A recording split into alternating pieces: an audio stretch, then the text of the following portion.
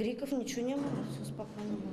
Спокойно в тот вечер точно не было. 5-месячному ребенку стало плохо. Отец вызвал скорую. Подоспевшие на помощь фельдшеры начали осматривать малышку. В этот момент 28-летняя тетя ребенка, будучи пьяной, ударила врача ножом в спину. Вообще ничего не слышно.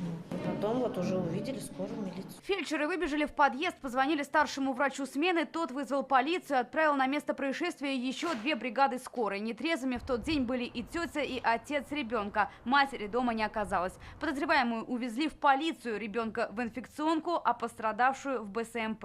На момент осмотра состояния было средней степени тяжести. Больная взята на операционный стол. Сегодня пострадавшую выписали, а вот подозреваемая находится под стражей. Возбуждено уголовное дело по статье «Покушение на убийство». Дело под личный контроль взял председатель Следственного комитета России Александр Бастрыкин. По поручению прокурора Республики Татарстан Эльдуса Нафикова организована проверка.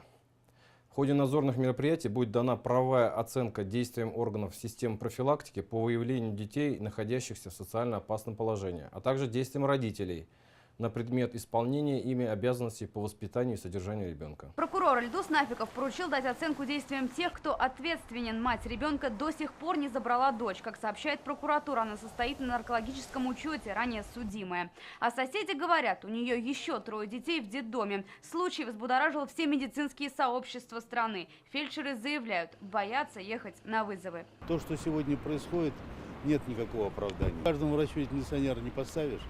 И каждому из них пистолет не дашь. Надо общество меняться, надо государство меняться, находить форму улучшения условий работы врача. В Госдуме уже задумались, как ужесточить меры наказания. Случай далеко не первый. С начала года это уже 7-е нападение на врача только в Челнах, в республике 14-е. В проекте, я не знаю, как в ходе обсуждения, к какому мы результатам решением придем, но то, что будет усиление мер ответственности, это однозначно. Сейчас полиция разыскивает мать девочки. Сама малышка находится в доме ребенка. Вернется ли она домой? Большой вопрос. А как за произошедшее ответит подозреваемая, решит суд.